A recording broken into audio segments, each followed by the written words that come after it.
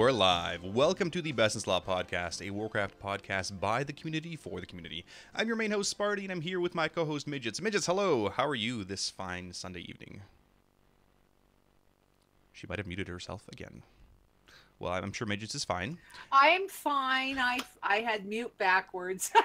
I was off playing beta and having a ball. I found out how to fall through the world, just so you know. Ah, so you are testing things in beta.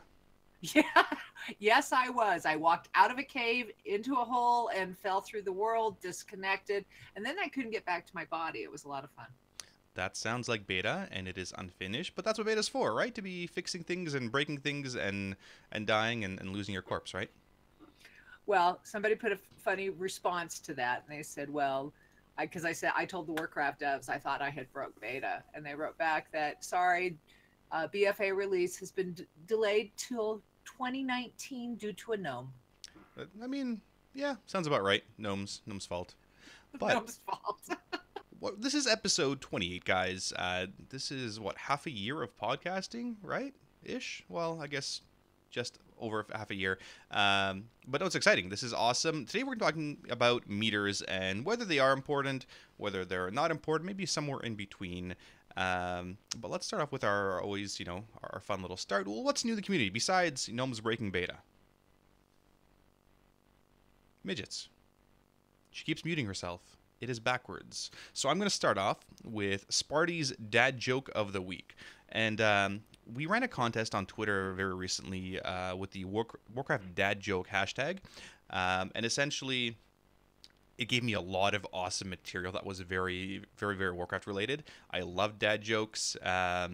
It's awesome. Thank you guys. This was a great contest. You gave me a ton of material. For those of you listening, all of those jokes are now mine.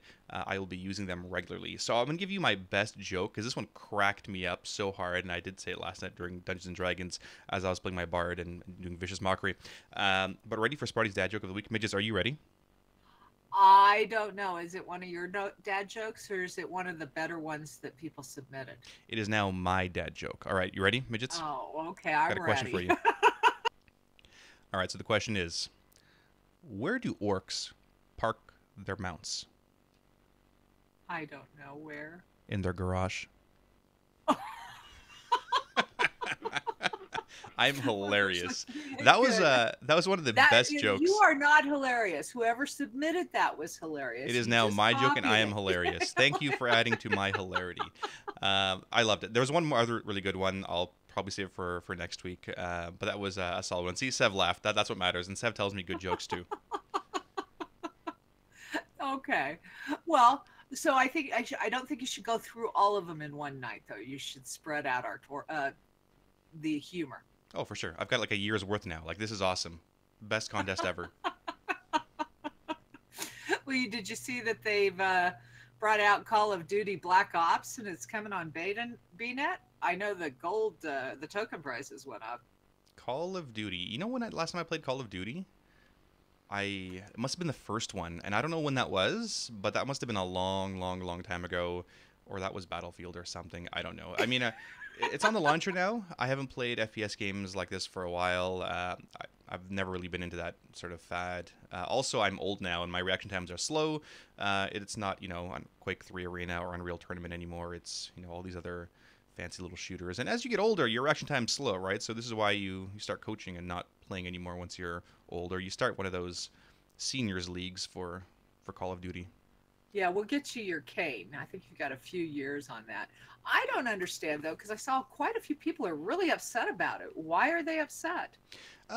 Change is tough. It's Activision Blizzard, right? Activision owns Blizzard and so forth.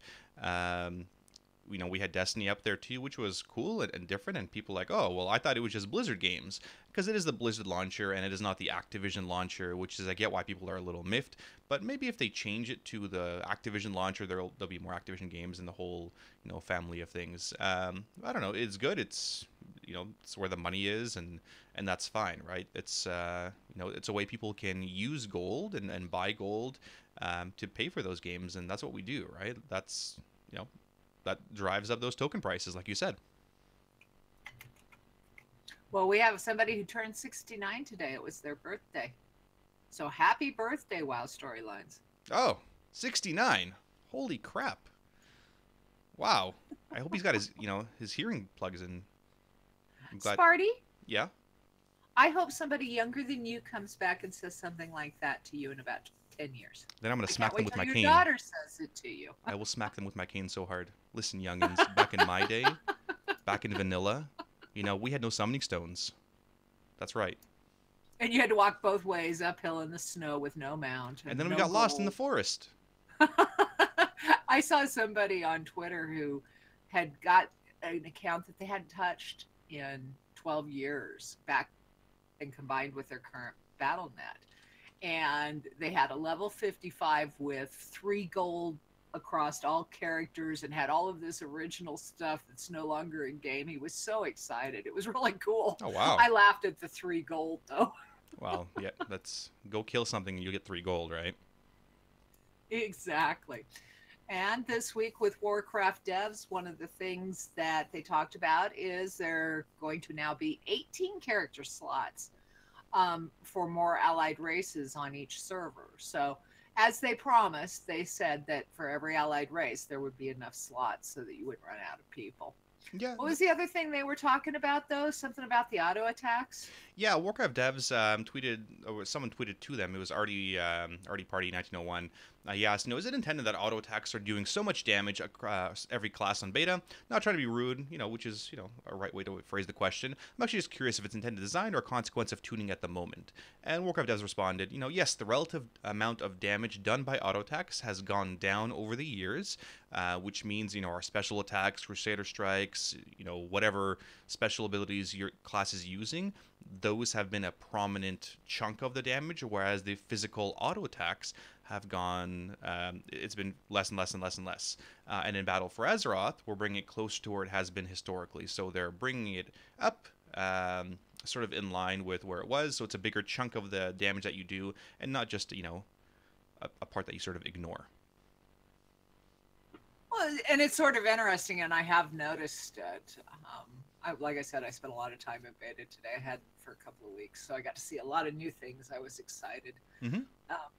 But I think that before we get too much further, we've made everybody suffer for an entire week. And we had I believe, a BFA beta key contest on Best of Slot. You want to talk about that a little bit? Yeah, so Blizzard was awesome enough to grant us 30 beta keys. We're obviously not giving away all 30 through Best in Slot podcast, but we did promise 5 keys for everybody. And the goal was really, what are you excited about in Battle for Azeroth?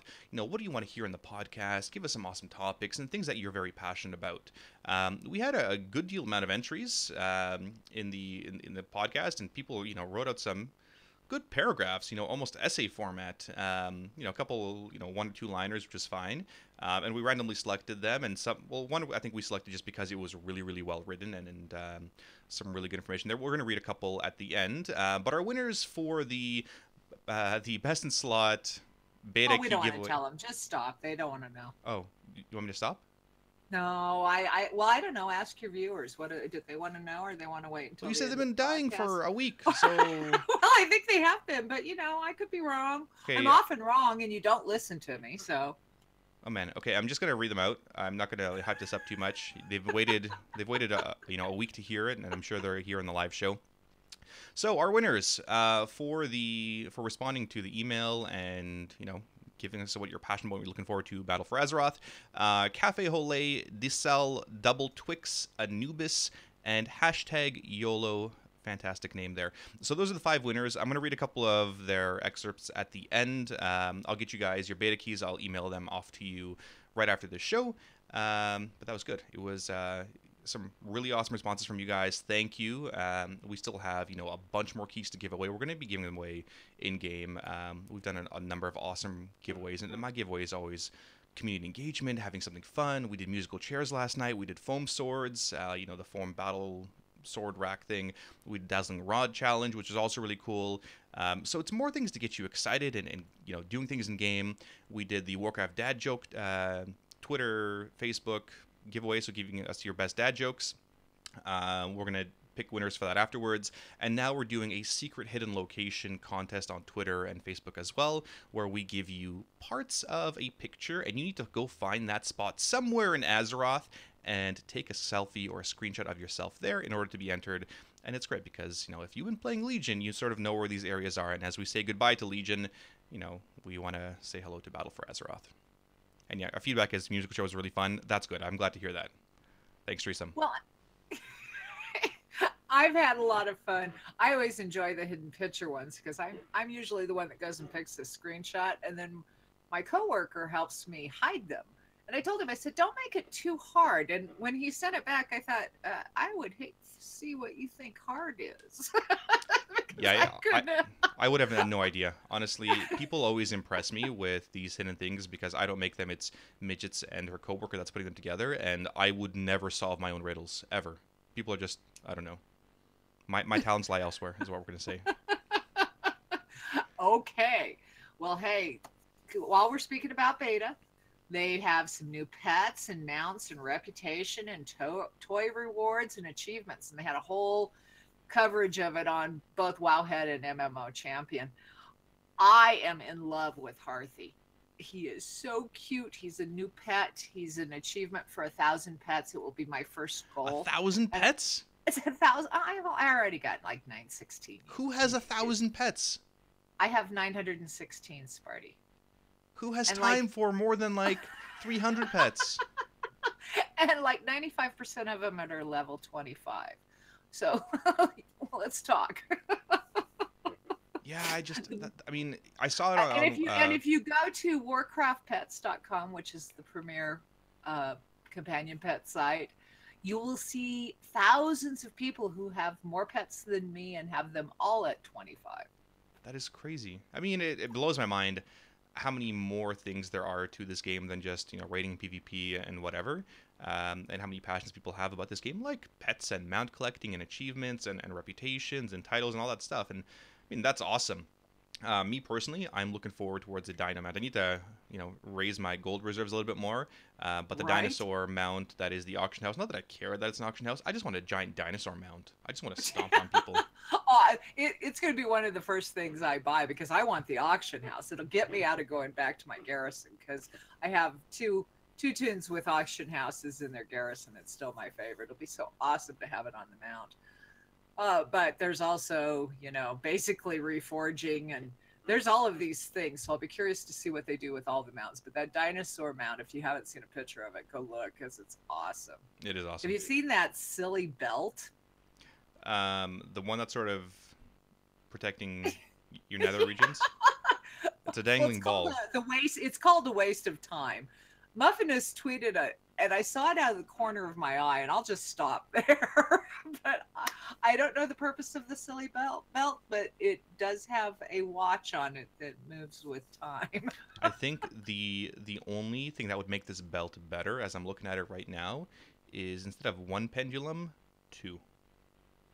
I think we should move on before we get in trouble. Anyway, enough balls. We're going to move on to... Wowhead's got a really cool add-on for new players.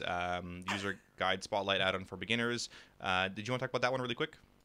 Yeah, really quick. Wowhead's been doing some great guides. And this one was awesome because it was an add-on guide for new players. Mm-hmm. So it explained what add-ons were. And I remember when I first started playing Warcraft, I was like, what's all this stuff? I was scared of the auction house when I first started playing Warcraft. And so it explains the add-ons, and then it gives new players some of the best add-ons to start with. If you haven't done it, go take a gander at Wowhead's guides because they've got some great ones. And they've been spotlighting them, and they're awesome. We had mount collecting last week. This week was the new add-ons, and it's definitely a great contribution to the community. That's awesome. Very good. Well, with that, let's move on to the crux of our podcast this week. We're going to talk about meters. And we had an awesome question from Jungiston on Twitch while I was streaming the other day. And we said, that's a fantastic idea for a podcast. Why don't you read out what he wrote to us? Before you get there, you do realize I have told you the last 4 weeks, maybe a month, couple of months, that I've wanted to do a podcast on meters. Jesters, right? But a viewer says it, and it's a great idea. Great job, viewers. Great ideas. Let's keep them coming. So Jungiston said, awesome. So I was curious, as I have received different opinions from other GMs and officers, in terms of parses specifically, do you feel that a parse for your respective bracket or overall is a better indicator for general performance? And then he went on to say, obviously logs tell more than parses, such as ability to do mechanics, use CDs, avoid deaths. But I encounter that specific scenario quite a lot. So which is it? The respective bracket or all overall is the better indicator? And my response to him, I think last night was both and neither. Both are important, and neither are important at the same time. And we can go into his specific question afterwards, but let's just talk about those parses, those numbers, right? Do they matter? And for those of you that have been watching my stream for a long time, my philosophy on this, and to a greater extent, they don't matter because of a number of different reasons. But my answer is yes. Parses do matter. Parses are like a top score. Think of those, what's his name? I forget his name now, but the Donkey Kong guy, the guy that, got that high score in Donkey Kong, without cheating, obviously. It's like an arcade, right? Like, you want to get that top score and put your 3 initials in, but to get a lot of those top scores, I mean, yes, you have to be good at the game, but you also, you have to abuse the crap out of mechanics or really cheese those scores, and not really exploit or cheat, right? But cheese. A lot of it is min-maxing, and, you want that. And that's my reason for yes. Yes, that is why parses matter, because it is something for people to strive towards. Those purple, those orange, those artifact-looking colors, right? That's what they want to do. At the same time, my answer is also no. Parses do not matter because they're not a true testament of skill. And what do you mean by that? Well, there's with a lot of the top parses, there is a lot of cheesing going on. For instance, I'll give you the great example, and this is the example that I gave to this guy. I was looking through a log, and this was linked in our Discord the other day. There was a warrior on Garathi who was doing, I think, 5 or 6 million DPS, right? So he's doing crazy amounts of damage on Garathi. And I looked, into it, and why is this guy doing this crazy amount of damage? All right, so this is Mythic Garathi. Guy's got, things got a lot of HP, which is awesome. And so what this guild did was, they would bring their typical 4 healers, 2 tanks, however many DPS, and they would DPS the boss as normal, do all the mechanics as normal, but at the very end, all the DPS would stop except for the warrior. Now, when the warrior was execute range, he was just having a field day. He was absolutely murdering and destroying and just doing so much crazy damage. Thank you. That's one of the parses there, just linked in chat there. 1.2, yeah, it's crazy amounts of damage that he was doing. And that's sort of where it's cheese. Like, yeah, this guy's the #1 ranking. Didn't really cheat, but it's just cheesing and abusing the mechanics, which, to an extent is fine. Is that a testament of skill? It's not really. I mean, you could just mash your execute buttons all day long and, dodge very few mechanics and, yes and no, right? The other thing is underhealing, right? That's damage parses in general, and then there's always healing parses. And do healing parses matter? Well, yes and no, right? And let's just look at numbers. I had one player tell me, "Oh, I'm going to apply to a better guild so we can, 2 or 3 heal a fight, so I can improve my logs." Well, okay, if it sort of goes back to, I'm going to show you guys a clip later on by, his name is MethodJosh, and MethodJosh is a healer from Method, so clearly one of the better healers out there in a raid setting, and he makes a comment on why this druid had super high parses across the board, and we'll listen to that one live as well. But yeah, I mean, these underhealing parses aren't truly indicative. It's on farm, it really well. But I'll explain, healing logs before I break it down. So with healing parses, basically your HPS, your healing per second, is relative to how much damage per second your raid is taking. If your raid is taking very little damage, there is very little for you to heal, and therefore your healing per second is going to be quite low. At the same time, if you're running more healers or you're overhealing an encounter for whatever reason, let's say there is 100 million damage to heal in whatever time period. If you have 5 healers, on average, let's say 20 million per healer. Okay, so they're doing, 20 million healing, whereas if you drop down to 4 healers, roughly 25 million, and 3 healers, 33 million, and so it really inflates your numbers. And yes, to an extent, those healing meters matter a little bit because, well, now it's tougher for a healer or the 3 healers to heal to an extent, right? Part of it is, cooldown usage, and part of it is where you have those cooldowns. Part of it is fight specific. So if you're, doing those bitch jobs on a certain counter, Siegecraft or Black Fuse is always the great example I use for hunters. If you were the hunter on the belt on Siegecraft or Black Fuse, you were never going to parse ever. If you were the best hunter in the world, you're never just looking at me the dumpster, regardless. Another great example. Let me ask you this. Yeah. Because I want to go back to the guy that said, "Can we, 2 or 3 heal a fight so my logs will look better?" When you're on the receiving end of those applications, can't you tell? Yeah, we totally can. We can see, what their healing breakdown was, what they were doing. If the other healers were not healing at all, or if there's such a division or such a difference between, let's say, this healer who's, let's say, a good healer, and the other 2 healers or 3 healers, which are, we're going to say, very inexperienced healers, or they don't mash their buttons well enough. When there's that kind of disparity in skill level, your numbers are really going to be inflated. Does that sort of make sense? Yeah, it does. Well, and I also know, and I say this mostly because the guys that I heal with are awesome.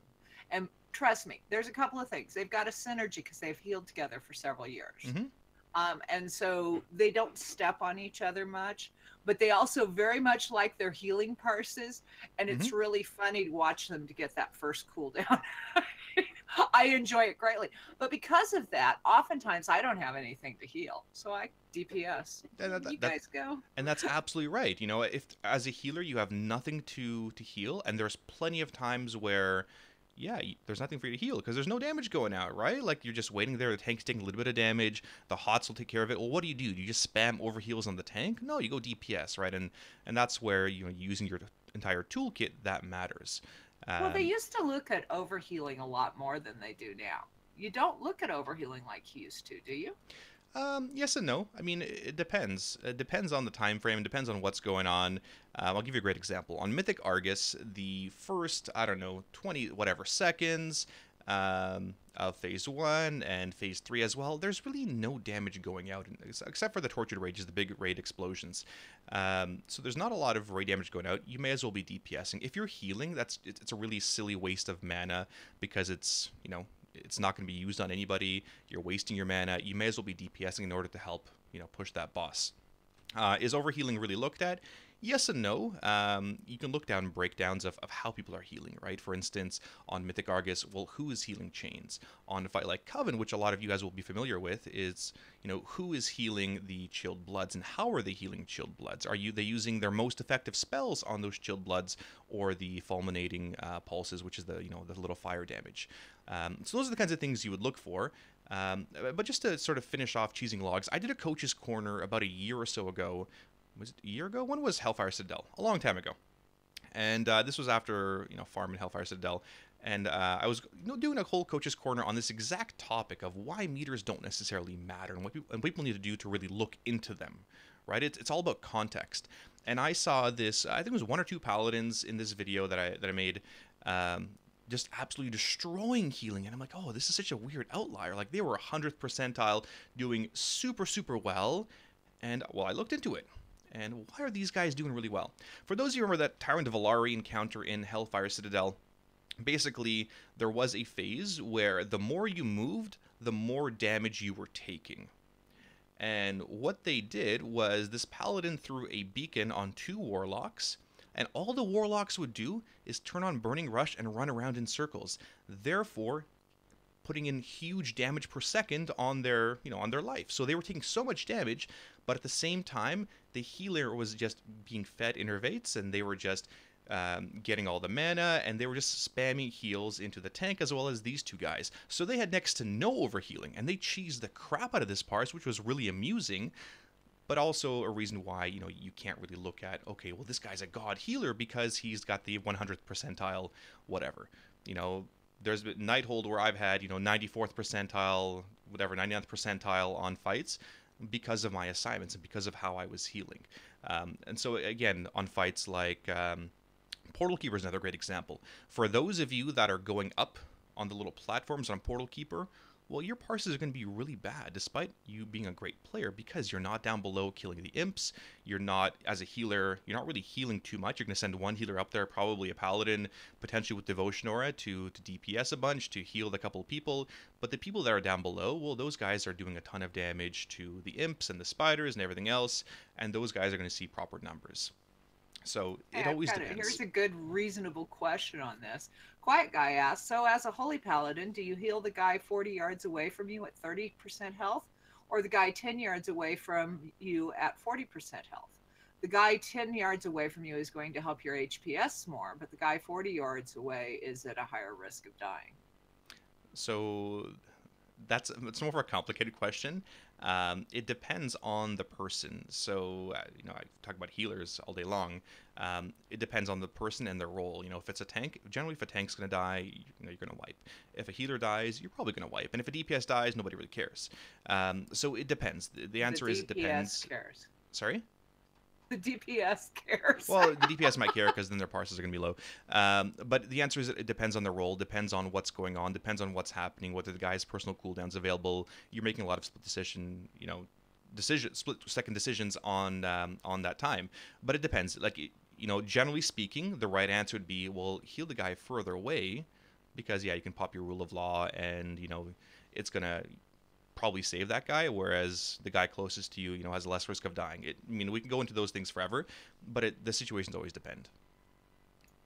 So let me ask you this, because we've talked a lot about healing, and obviously that's your main role as well as mine. How do you cheese the meters as DPS? How do you cheese the meters of DPS? So the first one was the Grothy example where the warrior, I think Raxif linked it there in chat. You can look it again for us. Basically, it was just executing the last 2-3 minutes, doing crazy amounts of damage. It's been done a bunch of times by different warriors. The other examples are if you specifically assign people not to AoE or not to DPS, and I know it's really counterintuitive, but some people want to hit that top score, and that's okay, right? Like, it's not wrong. It's not, a terrible thing to want to hit that top score, right? That's what some people play for. That is totally fine. It is your own prerogative. Another great example is Portal Keeper, right? Let's say you send most of your AoE DPS or a bunch of your DPS up top, or you have a weird composition where you don't have a lot of AoE DPS and you're the only, AoEer out there, so you're the only Fury Warrior annihilating the ads. Well, your number is going to be inflated, right? It's not necessarily cheesed, but they're going to be inflated a bit. It depends on the circumstance too, right? If you have one executor, then potentially with a long execute phase like Garathi, like Mythic Argus, your number is going to be a lot higher as well. So again, it's always about context, right? It's always about context, why your numbers are low or bad or whatever. Okay, but if you've cheesed them and you have a top parse, is it really a top parse? Yes. It's a parse. It's a top score, right? Okay, well, I don't think it is, because it sounds like you use steroids. Well, we can talk about the Super Olympics at any time, and everybody doping up here, but it's still a top score, right? With respect, it is a top score, and how you got it doesn't really matter as long as you didn't cheat, right? Warcraft logs and Cure of Temerity, he's awesome, doing great things with the logs, and banning people that really abuse it or cheat or pull ads with the boss and those kind of things are blacklisted. He's been really good at getting on top of those things. But a parse is a parse, and if people want to put a lot of push behind this kind of parse culture, all the power to them. At the same time, I think it's a big myth that players with higher parses are necessarily better players, right? It's not necessarily true. Yeah, some players with good parses are going to be good players, but not always the case, especially at the highest end where a lot of those parses are really, really cheesed. Okay, well, if I want to improve my own gameplay, and I'm going and looking at these logs, and they're cheesed logs. So either their teammates helped them and didn't DPS or didn't heal, or they underhealed a fight, or they put them in a special place so that they could get maximum DPS. How am I going to improve as a player by looking at those logs? How would you have me look, or where would you have me look then? So Warcraft logs has gone a long way. I mean, the whole logs culture has gone a long way in terms of UI improvements, in terms of comparing similar parses to other similar parses, right? You compare apples to apples, not apples to oranges to bananas. You can't compare yourself to that warrior that is just throwing out those crazy numbers because of that specific parse, right? You are never going to hit that number. I'm sorry. It's never going to happen if you do the fight legitimately. How do you compare yourself? Where you look at other parses where, okay, this is another Affliction Warlock on this fight, and he was in the same role as I was, and the composition was more or less the same, right? You're never going to find a parse that is exactly the same. There's always going to be, RNG involved and people dying and, the fight durations and all that stuff and lucky procs that are going to matter as well. But there's lots of things you can look at, in terms of cooldown usage and your abilities and your priority targets and what you're doing and how you're best utilizing yourself, right? If you're, assigned to AoE, well, are you supposed to be AoEing? Well, on a fight like Antorin, there's plenty of ads to kill, right? If you don't have many ad killers, your warlocks, your shadow priests, your boomkins are really going to skyrocket up there. Whereas if you saturate, meaning if you put in, let's say, most of the raid as ranged players that can dot these ads and cleave them down really well, everybody's numbers are going to be that much lower because they had less uptime on those ads. So there's a lot of things to look into, but it's always about context, right? It's always why are these things happening, right? It's why. It's not just, that it is happening. And in terms of, tools, well, one of the best tools out there for a lot of players is the WoW Analyzer tool, which is really supported by a lot of the main theory crafters out there. Now, this tool is great. It's not perfect. Again, there's a lot of context involved. And I'll give you a couple examples. There's times, I'll analyze one of my Holy Paladin parses. And it says, hey, Sparty, use your Holy Shock more. Use your Light of Dawn more. You're letting it go this long on cooldown. Well, in fairness, if there's nobody to heal, I'm not going to use my Light of Dawn, right? It is a waste of mana, again, depending on situation, whatever else. If, there's nobody to heal with Holy Shock, well, I'll be DPSing the boss, for instance, right? So it's not a perfect tool. It's a good tool. It has the same thing with the cooldowns and says, hey, Sparty, you could have used your Aura of Sacrifice twice in this fight. Twice. It was a, 6-minute fight. Well, you know what? My cooldown is specifically assigned for, let's say, the 3-minute marker, right? So it's a 3-minute cooldown, 3-minute, it's a 6-minute fight. Sorry, I didn't get second use out of my cooldown. Or, let's say it was a 605 fight, so I had 5 seconds left, and I could have used my Aura of Sac, but it says, hey, you could have got one full more use, right? So it's not the best tool, but it is a good tool for improving yourself and what things you can look for, whether it's overhealing or better use of your mana or cooldowns, whatever it is. So it's a great tool, and it's really, really simple to use. I definitely encourage everybody to go take a look at it. Where would I find it? So WoWanalyzer.com is the website. And like Aelid says here, it also doesn't count the time dead on Argus. So it says, hey, you missed, 2 of your totems. Well, I was dead because of the RP, right, for a full minute. So again, it doesn't read into all those things, but it's a decent indicator for improving, for, looking at your logs and your parses and, well, what can I do better? Well, I can honestly say the only thing I ever use the logs for is to go see who the other healers heal, so that when they annoy me, I can heal them first. Isn't that how you're supposed to do it? You know what? I'll give you a great example. So these parses, these logs, I've got another Holy Paladin app in my guild, and one of the things that Holy Paladins are really good for is a lot of single target burst healing. We absolutely annihilate things with a crit Holy Shock and a Flash of Light and Light of the Martyr on top, which is a great way to, top somebody off or remove something like a Chilled Blood debuff, which is absorbed healing. And logs are able to show, who's healing, what cooldowns they had available, and everything else. The last couple of weeks, I was absolutely annihilating the other healers and the other paladin, And this week I told him, like, do the same setup that I ran. A Holy Avenger, then you get an Innervate for your Chilled Blood thing, and you're going to do so much better because we want to clear those debuffs as soon as possible so players are healable. This past week, he absolutely annihilated me. I think he did 90 million healing, I did 49 million, and the last couple of weeks that was actually reversed. So, it was a huge improvement on his end because, he ran the right spec and he ran the right spell breakdown for healing that specific encounter. And he went and looked at who you healed. I'm just saying. Oh, well. Where would you like your own players? So when you're talking with your raiders, what do you do with this, and what do you tell them?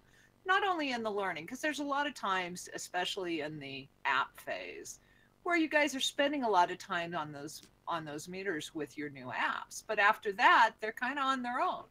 So where would you like your own players? So as a good benchmark,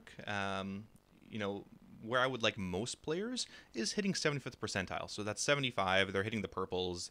That means they're probably doing the right stuff, right? They're more or less RNGs, in the factor there, the right compositions. They're doing their own roles, whatever. The exception being, if there's a really weird comp for some reason, it depends. But generally speaking, 75th percentiles is where I like to see the players always be hitting, right? I mean, yeah, someone's gonna be a little bit lower. If you die early, well, obviously your parse is gonna be crap because you do no damage when you're dead. And same thing for healers, right? Healers is a different ball game. That's where I'd want to see my own DPSers. But healers, it really varies. As a guild parse, that's more important to me. So guild execution rankings, that's where I sort of see parsing as more important, which means, well, how many players died? Hopefully 0. How much damage did you mitigate? So were your players really good at dodging the fire that was coming down on the ground? Did they use personal cooldowns? Did you use your raid cooldowns effectively? That's, I think, a much better measure for me in terms of the success of your raid team than just somebody's individual parses. Okay, so on the leadership side, so you've got new people and they're coming in and they show you this pretty... this rigged parse, I'm going to call it a rigged parse, where they've cheesed whatever. How as leaders, how do you train the leaders to see that? Where do you go with that on a leadership role for looking at like your applicants that come in the door? A lot of these parses, again, you're looking at context, and to look into context or with context as to why these parses are really low or really high, well, it just takes time. You need to look at the breakdowns. You use the query tool for, who they're healing, what they're DPSing when, at what times, whether they're DPSing the boss and they're going AFK on the boss on Coven, or they're actually attacking the ads, right? If they're running around having to kill things, their damage is going to be a lot lower. And you look at, why these things are happening and why people are positioned a certain way. The replay function is amazing with Warcraft Logs. It's been around for a couple of years now. And you see exactly where people were standing, and you sort of wonder, well, why were they standing there? That's a really inefficient use of space, right? There's no good reason for that. So we look at a lot of different things, but it takes a lot of time, right? When we go through different applicants, at a glance, we're going to say, okay, so this guy's parses are generally in the blues, the purples, fine, let's go take a deeper look. If somebody is, full on in the 6th percentile, so really low gray parses, well, either they're dead all the time or they're not playing their class really effectively.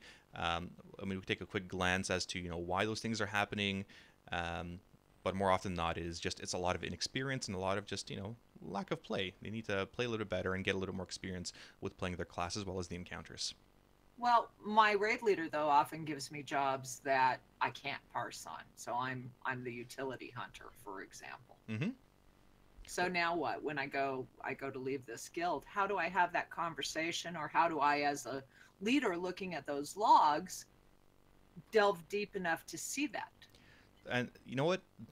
Those utility jobs, fortunately, they're not there every single encounter, right? So if you're one of those players that do utility jobs because your guild depends on it, awesome. Those kind of values, that's where I want players. I want players that can rely on to interrupt reliably, stay alive, all that stuff. Great parses, great damage, that's just gravy. But I want to see reliable players in my guild. Now, the encounters, they're not always going to be siege crafters. They're not always going to be, weird bosses where you're disengaging and running around and kiting things. But yeah, I mean, we look at some of those encounters and those reasons. I had a warlock apply recently, and he says, "Hey, my numbers are really low. I'd love to explain it."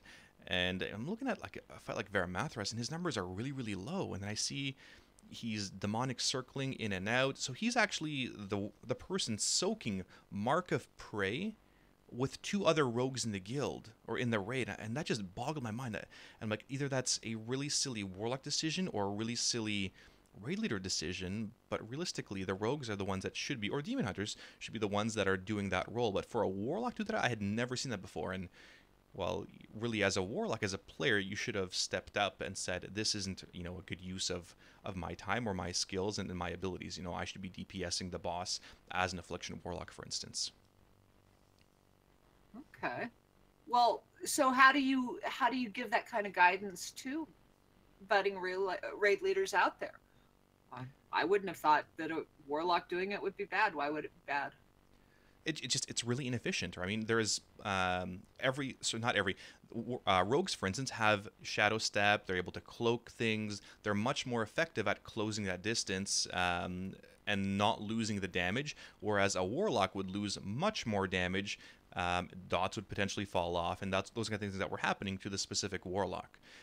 So as a player, and one question that we ask often in his interviews is, well, what kind of role and, your current guild, whatever, how could they best utilize your talents, right? How could they, stop having you do some of the utility things, and how could they, how could you do the most possible damage on that encounter? And we want to see, how players think, and at the same time, we want raid leaders to really utilize their players better. And how do you do that? Well, you ask the players, right? As a raid lead, you are not going to be an expert on every single class and every single role and what their best things are. Maybe in the highest levels of raiding, sure, but the average raiding guild out there, you have to ask your players and trust the players that are really good that give you suggestions, right? The good suggestions is what you're going to take. So let me ask you this. Which is the better player? The one with the pretty orange Parses, or the one who is focusing on priority ads and knows the encounter? Well, really, both could be great players or both could be fairly average players. It really depends. There's top Parses out there, and we want to look at the players that are doing a little bit of everything, right? I'd rather not have a glass cannon that's going to do top damage every third encounter, but the other two times they're gonna be dead, right? Like, that's not reliability to me, and we feed off reliability, right? We want to see consistent numbers, and every fight is a mathematical checkpoint. It's, you need this amount of damage in this time period, and this damage is going out, so you need this amount of healing to cover that up, right? Whether it be cooldowns or healers hitting their abilities or whatever, right? It's all mathematical. And yeah, there's those utility fights where, yeah, you need to get those interrupts too, but you need a mix of both, right? You need the players that are reliably able there to do mechanics and understand the fights, and we've got plenty of people like that. And at the same time, we want players that are able to really push those numbers and really utilize their class to the fullest. And a lot of that is talking to other players of the same class, using your class discords, and just, doing a lot of the log research, right? We've had a lot of good coaches' corners on how to read logs, and I'm sure we're going to have another really good one coming up with Zaranya, who's a fantastic Death Jesters log explainer. Log explainer. Well, and I think we're going to try to potentially get Warcraft logs on here, which would be awesome, too. We're going to reach out to him for a follow-up next week, hopefully. Yeah, absolutely. We're going to reach out to Kirov Temerity, and hopefully he'll take my request and join us here, and to really get his insight on logs, because he's been doing it for Warcraft as well as Final Fantasy, and I'd love to see what he thinks about those things. So do you want an environment in your raid where the big focus is on top Parses? Yes and no. Again, it depends, right? Like, yes, I want players to strive to be better. I want them to hit those big numbers. I go through my logs on an evening, like every evening when we clear through, and I see, okay, well, this player Natoro's got some crazy awesome numbers there, 95th percentile on Mythic Argus, fantastic. He's a reliable player, whatever. I've got a lot of players like that are hitting great numbers for their respective class and bracket and everything else, and they're great. At the same time, you don't want to cultivate an environment where all we care is about, well, for me personally, just doing the encounter right. Like, yeah, you do the encounter right, but you really need to push yourself, right? You need to go out there and go score some goals, because everybody's playing defense, everybody's playing goalie.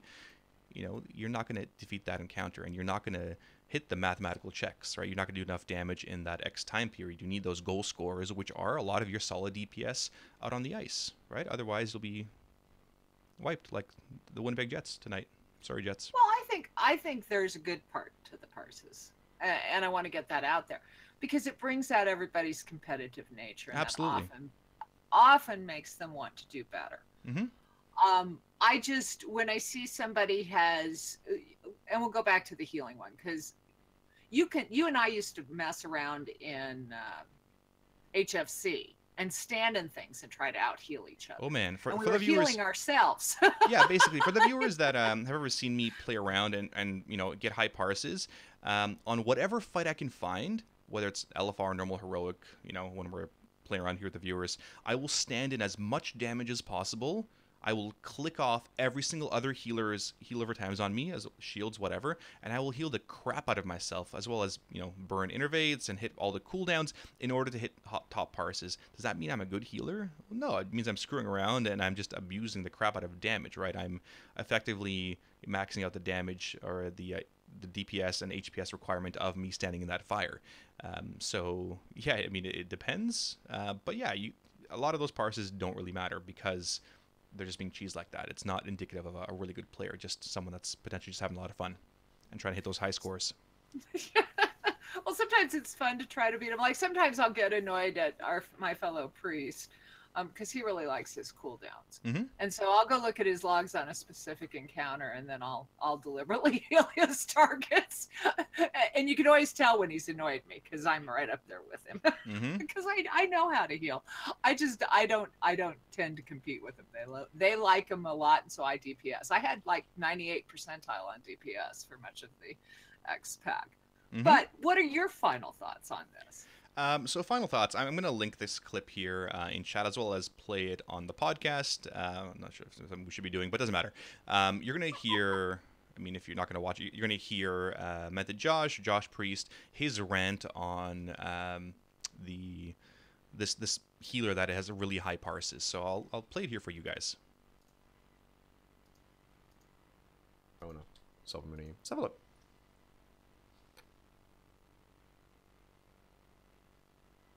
Oh, wow. He has rank 1 every fight. That's really impressive. Oh, congratulations, dude. Oh, sick. Okay, this is really impressive.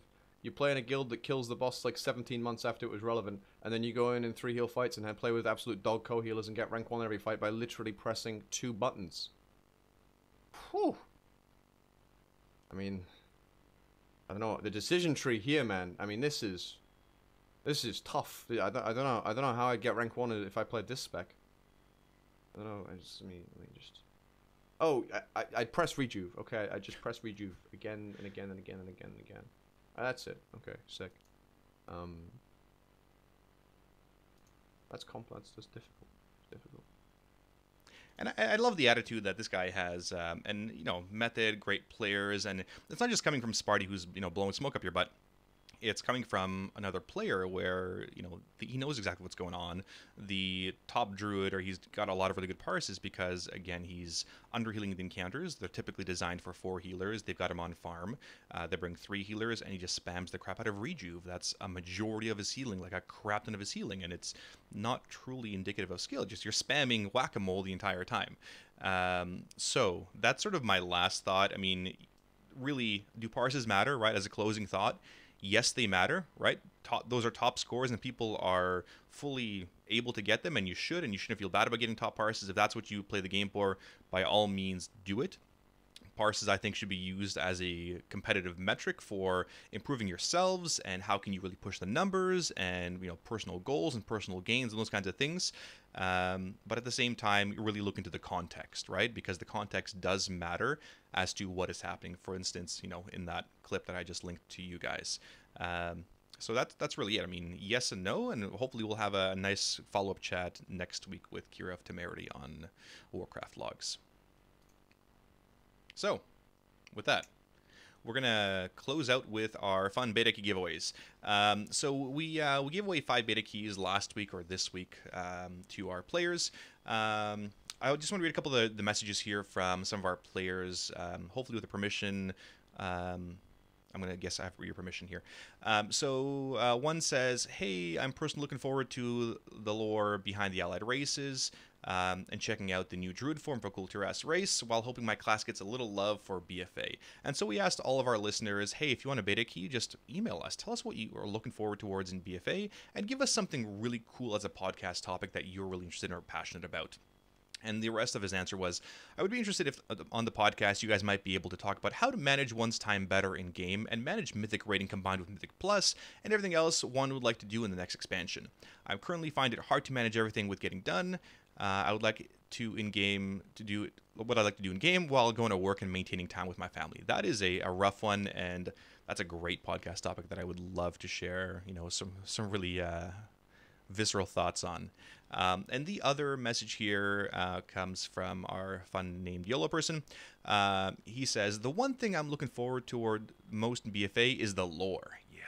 I'm so excited to see how Sylvanas and Anduin Surlands play out, as they are the leaders of their respective factions. Additionally, it seems like more than a coincidence that the trolls are involved in the expansion after Vol'jin dies in Legion. Spoiler alert. Hopefully some development there. As for what I would like to hear on the podcast, I think a discussion of how to dive into Warcraft as a new or returning player would provide an interesting perspective. Although I'm sure a good amount of viewers are active players, some may be newer, and this would really help. On the other hand, some may have friends interested, and will give those active players something for their friends to do and refer their friends to. Great ones, fantastic. We're going to be doing some more beta giveaways. I've got a bunch more to give away. I'm trying to get rid of them as quick as I can in order to get more beta keys for you guys. Again, thank you, Blizzard, for the keys and the great community engagement as well. So, with that, we will see you guys next week. Thank you, Midgettes, for an awesome episode. She has herself muted again. I have myself muted. You stop talking when I don't expect it. Surprise. And those were wonderful suggestions, and we're actually going to use those topics going forward. I think we're going to have some new BFA contests and hopefully some more keys since we've almost gone through all of them. Absolutely. We're going to probably do some more right after the stream. But thank you guys for listening, watching, listening to our podcast. Have a good night, be listening to each other. And as always, live your life heroically. Have a fantastic evening.